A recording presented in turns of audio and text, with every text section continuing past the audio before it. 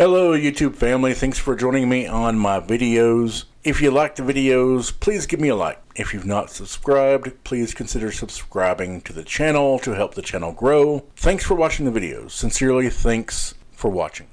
Hello again YouTube family, thanks for joining me on this video. In this video, I'm not trying to bash Joe Biden. Particularly, I'm just doing a video to bring up the issues with the lack of accomplishment in the Joe Biden administration and how that does not necessarily bode well for us, for the American people moving forward. Joe Biden came into office and there was a lot of hope.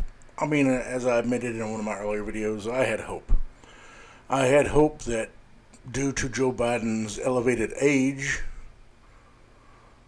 that he would sort of ignore the donors, ignore the politics, and just work to accomplish something good for the American people. He was coming into office with a screwed up economy, still dealing with COVID. The vaccines had just started coming out in December before his inauguration in January, and I was hoping he would start pushing vaccine mandates, require people to get vaccinated.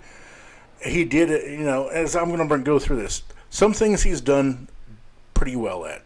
Some things he's absolutely sucked at.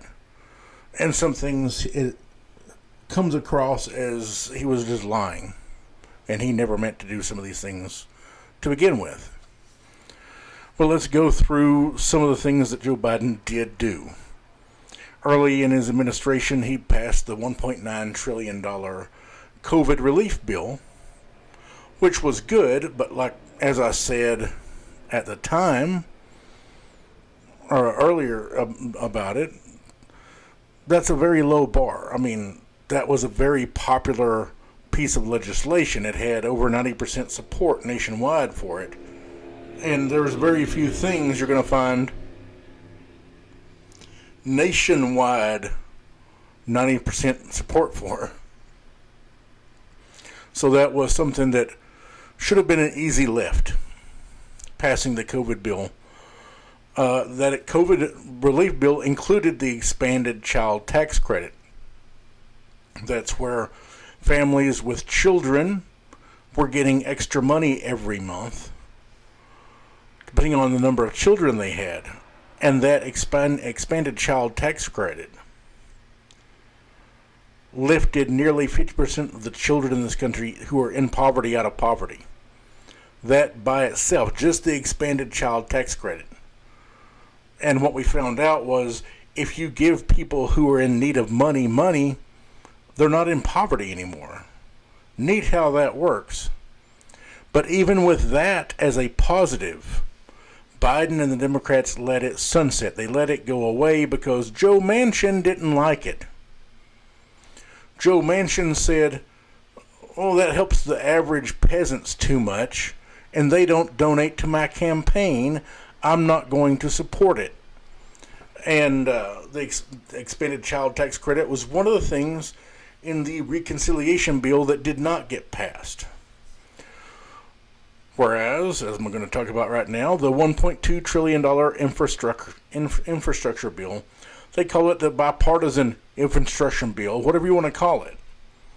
That bill, and I will say, we need infrastructure. We need more than $1.2 trillion over 10 years of infrastructure.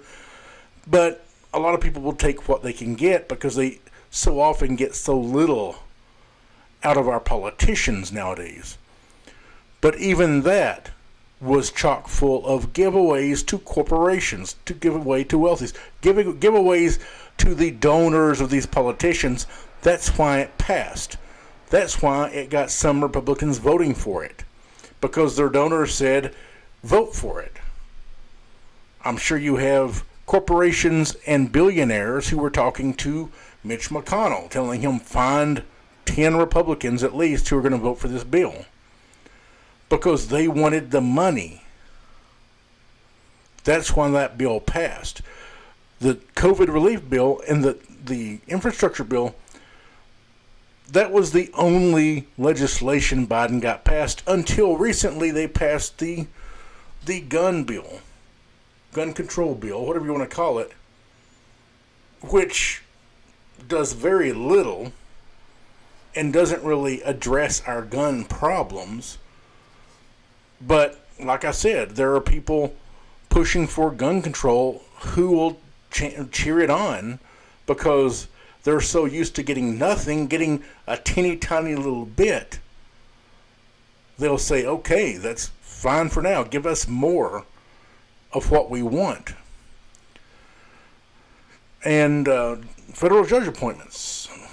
Joe Biden, in his first year as president, had the most federal judge appointments of any president all the way back to Ronald Reagan.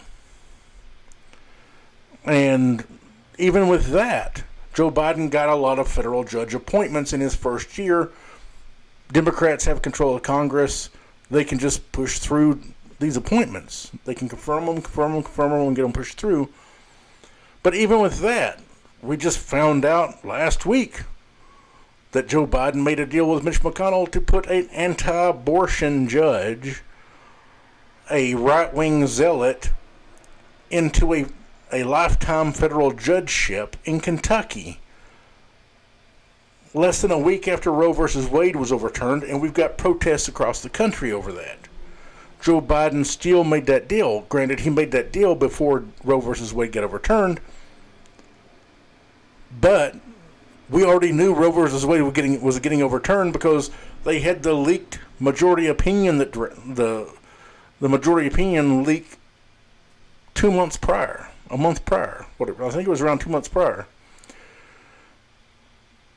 And what we also found out was that Joe Biden had sent an email, not Biden, one of Biden's lackeys, a staffer at the White House, had sent a email to the governor of Kentucky, Andy Beshear, who's a Democrat, telling him not to let it out that Joe Biden had made that deal with McConnell to put this right-wing person on the bench in Kentucky because they didn't realize Roe v. Wade was going to be overturned the next day. The deal was actually apparently made on the 23rd of June. On the 24th, Roe v. Wade got overturned. And so early the next week, they sent an email to Andy Beshear, the Democrat governor of Kentucky, to say, keep it under wraps. But it got out because people were pissed, including Andy Beshear, the governor of Kentucky. You had a representative in Kentucky that pointed out that the last thing we need are more zealots on the bench. That's one of the things that's hurting this country, but Joe Biden seems oblivious to that. Not to mention that it's insane and oblivious for him to indicate he had no idea Roe v. Wade was about to get overturned. I did a video last week, just early in the week, saying probably this week it's going to get overturned because we're about to hit the 4th of July holiday. Or the week before. So he got a lot of judgeship appointments. But then, unfortunately, he's going to use at least one of those to put another religiously right-wing zealot on the bench to further hurt this country. Joe Biden put a halt on federal executions. Objectively a good thing. That's not going to stop state-level executions from happening. Executions are still going to happen. They'll just be at the state level. And the thing is, unless Joe Biden puts it through Congress and gets legislation passed, the next president can just flip it back the other way and start executing people on the federal level. Trump had resumed federal executions. Biden halted it. If Biden's lack of activity, if his lack of accomplishment causes the next president to be Republican, chances are it's going to be turned back around and they'll start resuming federal executions again. Joe Biden rejoined the Paris Climate Accord. That's a good first step, but it requires more steps. That's what Biden and current Democratic leadership doesn't seem to understand is that you can't do the first step and think you've accomplished all that you have to accomplish. It requires more. We've got to start actually working towards relieving the climate crisis, which includes perhaps taking subsidies away from fossil fuel companies and giving them to renewable energy companies. One of the reasons why oil companies have so much money, besides all the profits they make, is they get these federal subsidies that they can continue using to buy politicians, to influence legislation. And if we instead turn around and gave subsidies to renewable energy companies, perhaps we could help bring down the cost of renewable energy going forward, so it will become more popular and more in use, and we could start to seriously get ourselves off of fossil fuels. Joe Biden put an end to the transgender ban in the armed forces. That was something Donald Trump had put in place, was that if you were transgender in the military, you couldn't be kicked out for being transgender, but he prevented any more transgender people from joining. Biden took that away, and that's another good first step. I mean, there's a lot of hate in this country for the transgender community, and we have a long way to go before we've fixed anything. That's a good first step. More needs to be done. And unemployment has gone down. I mean, that's a good thing if everybody's getting good paying jobs. If a lot of the jobs are very low paying and people can't make a living at it, going back to work doesn't necessarily help you that much. On things that Biden has failed at. The Build Back Better Act. It's also referred to as the reconciliation bill, because they were going to pass it through the reconciliation process in the Senate, which is filibuster proof. It just has to be passed with a simple majority. It doesn't require 60 votes to pass. And all they needed was the Democrats to pass it. But again, Joe Manchin and Kyrsten Sinema said, no, it helps the peasants, and the peasants don't donate to my campaign, so I don't want it. And they cut it down and cut it down and cut it down. They cut it from, I think it was originally going to be around $7 trillion to $3.5 trillion. That was the midpoint. That was the negotiation point. Was the progressive wing of the Democrat Party started way high. They let it get cut down to $3.5 trillion. Then you had Joe Manchin and Kyrsten Sinema, who cut it down more to $1.75 trillion. Then still said no, we're not going to pass it after that. And the whole thing over that bill was the wrangling. You had Pelosi make this deal with progressives in the House that both the infrastructure bill, the bipartisan corporate giveaway bill, and the reconciliation bill that had the things progressives wanted, because it had the social spending part of it in there that would actually help average people. And Pelosi said they would both pass. She made it out like they were going to pass both at the same time. When push came to shove, what Pelosi did was she gummed up some Republican votes in the House to where she didn't need the progressives to pass it, because the infrastructure bill, the bipartisan one, the corporate giveaway one, because that was the one that was always going to pass if anything was going to pass. And in the end, they just stopped on the actual Build Back Better Act. I mean, Joe Biden's campaign in 2020 was Build Back Better. This was his whole campaign slogan, this bill. It was his signature piece of legislation, and Joe Biden didn't even fight for it. He didn't even put any pressure on Manchin or Sinema to get behind it. It's almost like Joe Biden didn't really care about it, that it was just rhetoric he was using to get elected. And there was a failure to pass voting rights legislation. Voting rights bill passed in the House, failed to pass in the Senate. Democrats didn't even fight for it. They didn't even put up a fight for the voting rights legislation. And the thing is, the Democrats need the voting rights legislation. I mean, this not only is a bill that would help Americans be able to exercise their right to vote, but it would work as a stopping point for all these red states that are putting in all these impediments to vote. You have an enormous amount of voting legislation that passed since 2020.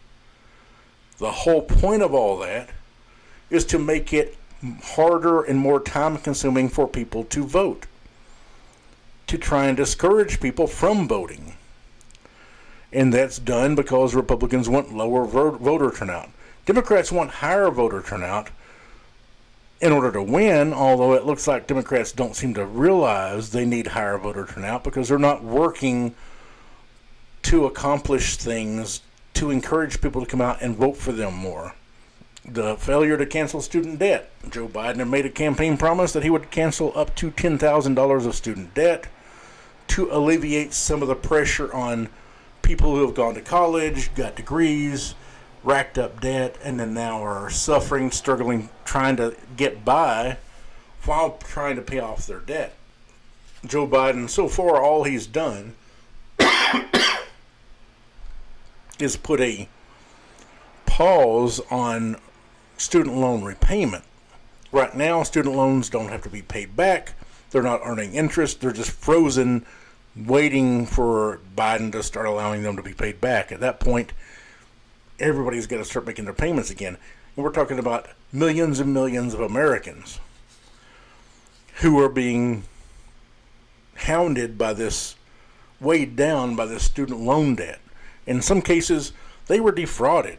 They were sold a raw bill of goods from some for-profit college that hard sold them, showing them 100% placement, job placement, 92%, whatever, 96% favorability from previous students, all kinds of things that were a raw bill of goods, and they got out of college and found out they couldn't get a job. And if they did get a job, it didn't pay that well, and they were still struggling. It was not really fulfilling the promise they were given in the hard sell. But whether they were hard sold or not, I mean, if we alleviate these people's debt, they have more money to save, more money to put in the economy. They have a more comfortable life.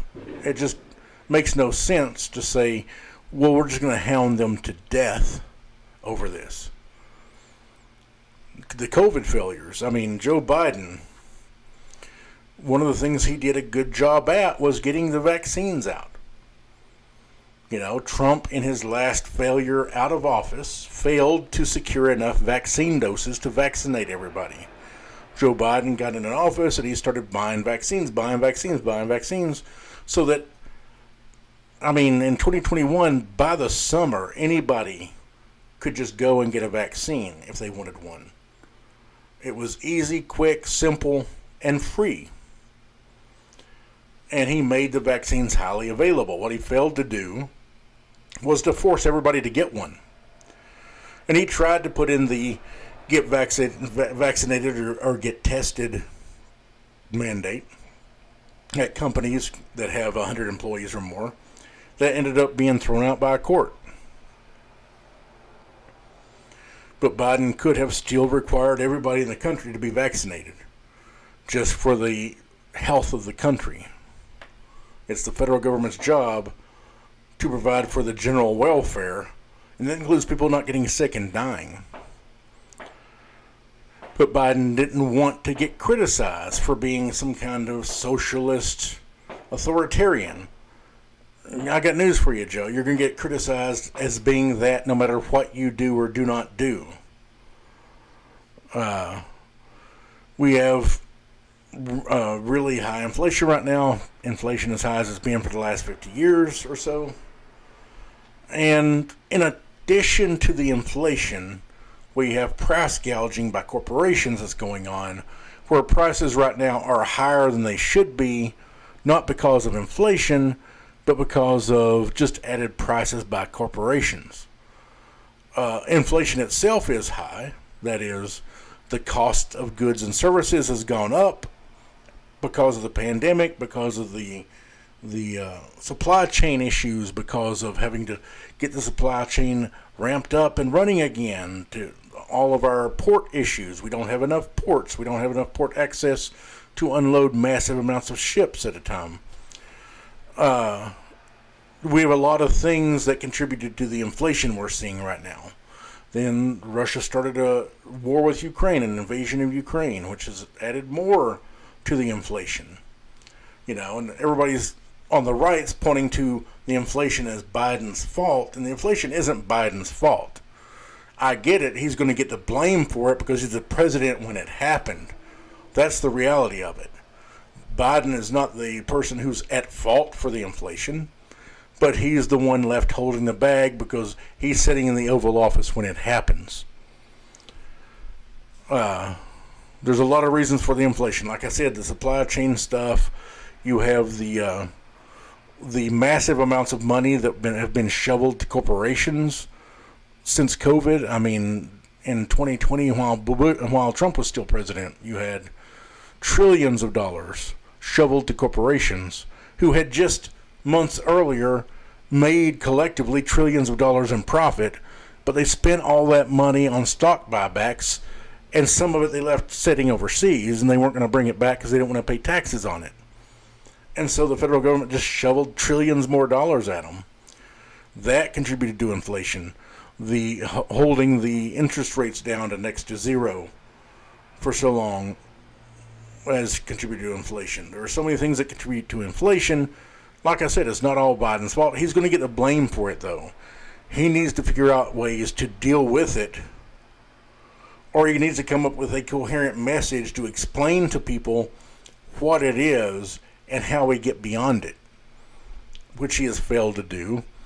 The immigration stuff. Biden's failed miserably at immigration. He got into office.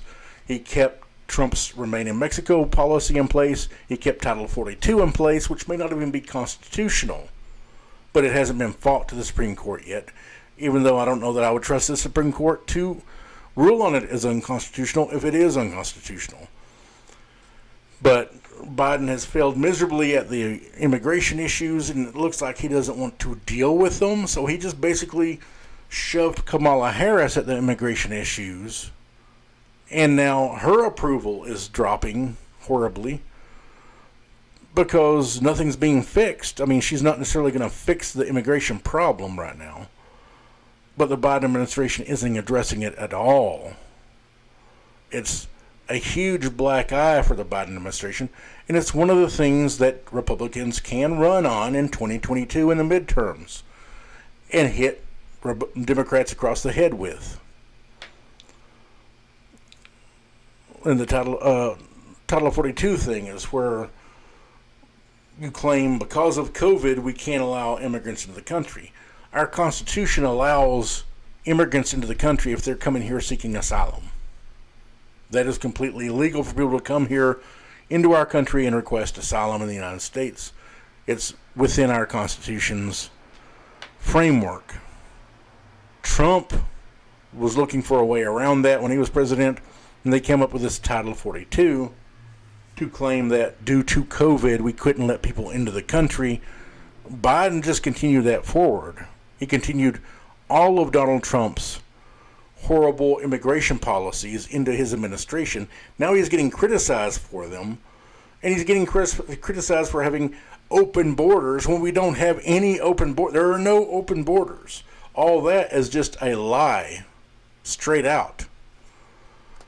And he's going to get criticized for it, but at least he can fight back against the lies and explain how they're not lies. I mean, the people who are telling them aren't going to change their story. Fox News, Newsmax, online right-wing pundits.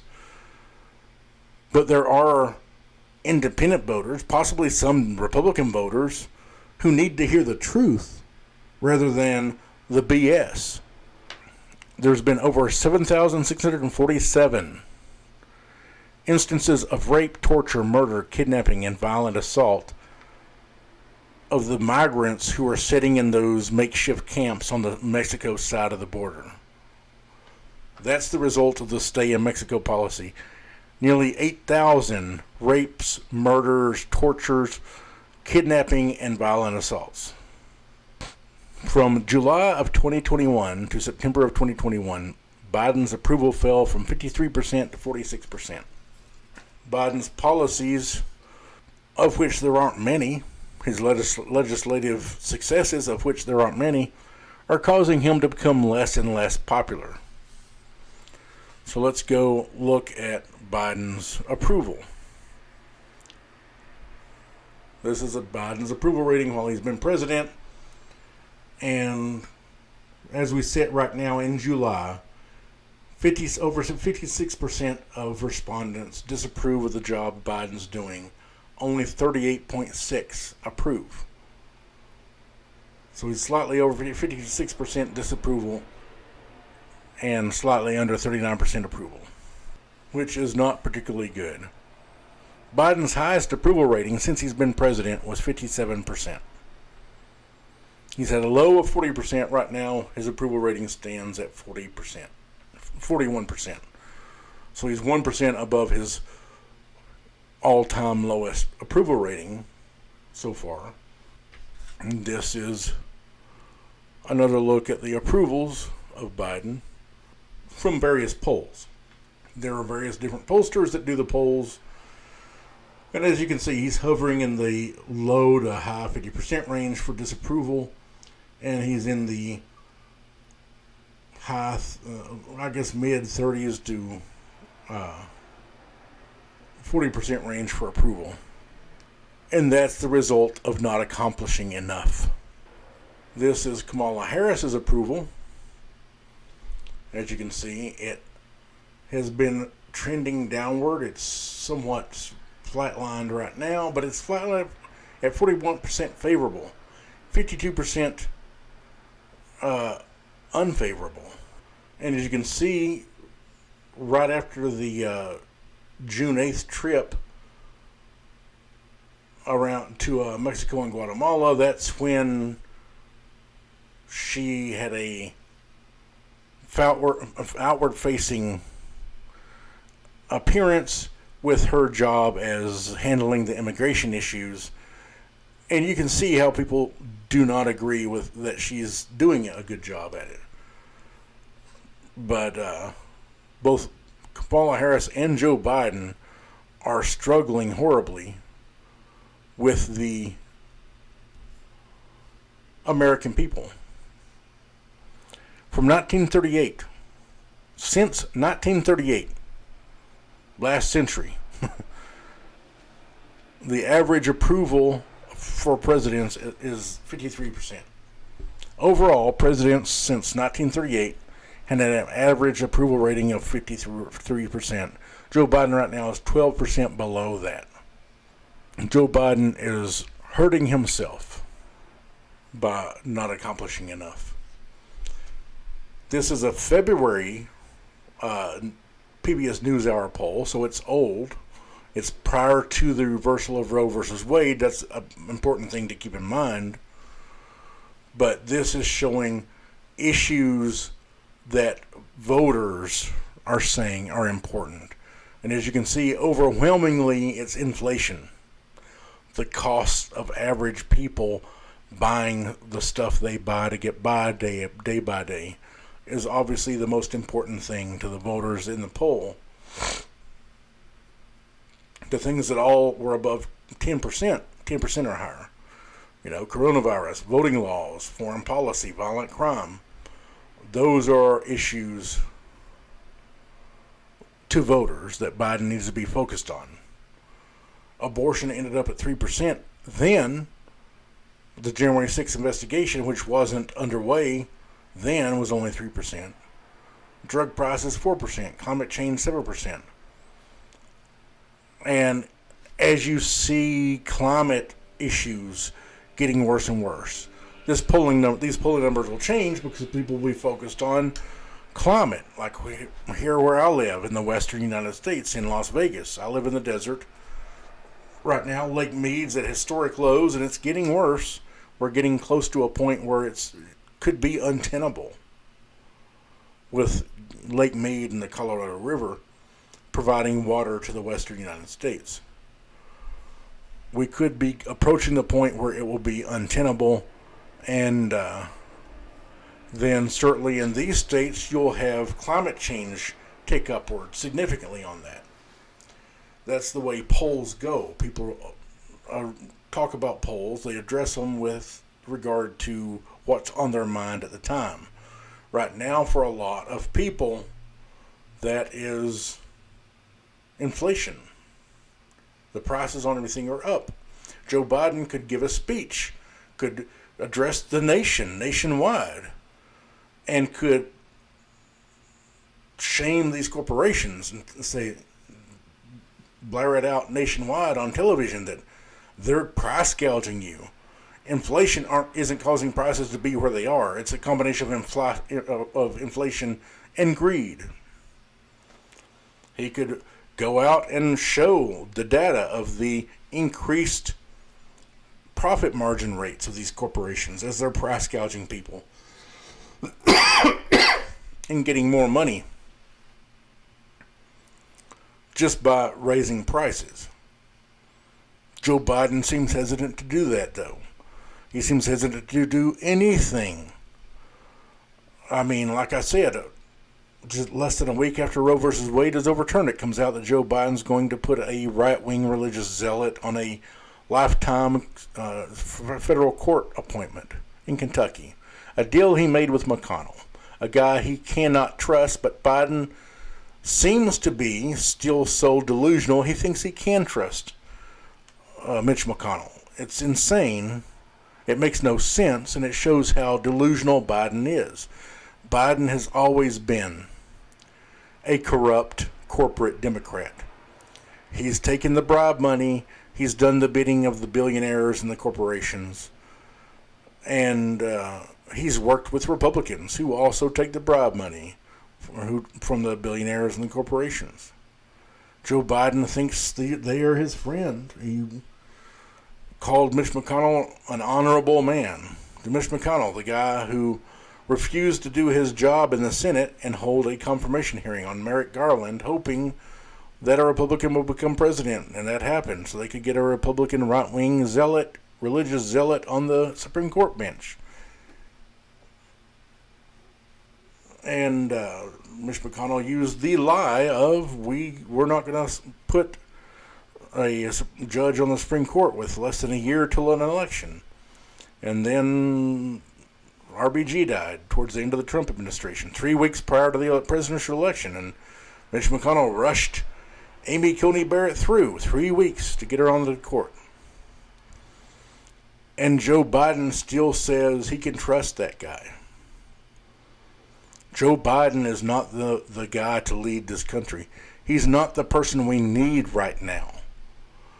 We're in a time when the Republican Party is moving very heavily towards authoritarian fascism. You have polls showing over half the Republican voters, over half of registered Republicans, say they're fine with throwing out democracy and moving to an authoritarian regime as long as the authoritarian is Republican. So trying to shame Republicans is not necessarily going to work on the fascism thing, because their voters, at least over half, seem to be with them. I think the last poll I saw on that was 52% of registered Republicans who were polled said they would be fine with an authoritarian regime running in this country as long as it was Republican. Joe Biden's not the person we need right now. I don't know if he plans on running for re-election in 2024, but as it stands, neither he nor Kamala Harris have a very good shot of winning in 2024. Because one thing Democrats need, besides access to vote, is Democrat voters have a penchant to not vote or to vote for a third party if you don't give them a reason to vote for you. And one thing that Democrats do not seem to understand is the way you'd get people out to vote and to put you in office is to accomplish things. Not rhetoric, not just talk and saying stuff. Actually accomplish things. And people will show up and vote to keep you in office. Keep accomplishing things, and we'll keep you in office. That's the way it goes. Joe Biden? At this point, I don't know that I would go out and vote for Joe Biden in 2024. Where I sit right now, I have a tendency to be one of these people who does protest votes. If there is some more left-leaning person, third-party candidate in the race, I have a tendency to vote for that person. And I'm not throwing away my vote because I'm voting for the person I would prefer to be president. People who claim you're throwing away your vote when you do that because you need to vote for the lesser of two evils are throwing away their vote because you're voting for an evil. I mean, I admit in 2020 I threw away my vote. I voted for the lesser of two evils, and that was Joe Biden. He's not good enough. He never was. And I'm having to guess, from where I sit right now, he's never going to be the guy we need to lead this country. Hopefully, there will be someone challenging Joe Biden. If he tries to run in 2024, hopefully there will be Democrats who will challenge him. Hopefully, if Kamala Harris tries to run in 2024, there will be Democrats who will challenge her. Maybe the anger that's widespread right now over the Roe versus Wade decision will last to 2022 midterms. That's in a few months. And people will show up and vote, and Democrats will win, and it will be a surprising outturn where Democrats don't lose the House, don't lose the Senate. I mean, typically in this scenario, the White House just changed hands in 2021, and typically in the first midterms, the party that lost the White House has gains in Congress. Everyone is expecting Republicans to win the House back. It's a favorable Senate situation for the Democrats. But, I mean, we're talking 50-50. It's a technical 50-50 split in the Senate because there are two independents that caucus with Democrats. Technically, the Republicans have 50 seats and Democrats have 48. There are two independents who caucus with the Democrats that make it 50-50. Maybe because of the Roe decision, people will show up en masse and vote, and Democrats won't lose the House. Maybe they'll gain some seats in the House. Perhaps they won't lose the Senate. They'll gain a few seats in the Senate. You know, if the Democrats gained 5 seats in the House and 3 seats in the Senate, nothing really changes that much. In the Senate, they need less than 10 people to pass legislation. They need 7 from the other party that they're not going to get. I mean, as it sits right now, to pass legislation in the Senate, Democrats need 10 Republicans to vote for legislation if it cannot be passed through reconciliation. If they were to pick up 3 seats, then they would need 7 Republicans that they're not going to get. 7 Republican votes that they will not get to pass legislation. Not going to happen. Unless it's legislation that's going to throw money at the large, wealthy donors of both parties, in which case then, yeah, it may pass. Because their donors want it. They want the money. But all signs point to Democrats losing at least one House of Congress. If that happens, Biden's getting nothing else passed. His presidency is over until 2024, and if he runs for re-election, my guess is a Republican becomes president in 2024. Hopefully that does not happen. Hopefully somebody will primary Biden and get voted for. But so far his presidency has been a failure, and my guess is that future generations will look back on this as one of the forgetful presidencies in American history. That's where Biden's legacy is. Mr. Forgetful. But thanks for watching the video. If you like the videos, please give me a like. If you're not subscribed, please consider being a subscriber to the channel. Thanks for watching. Have a good day.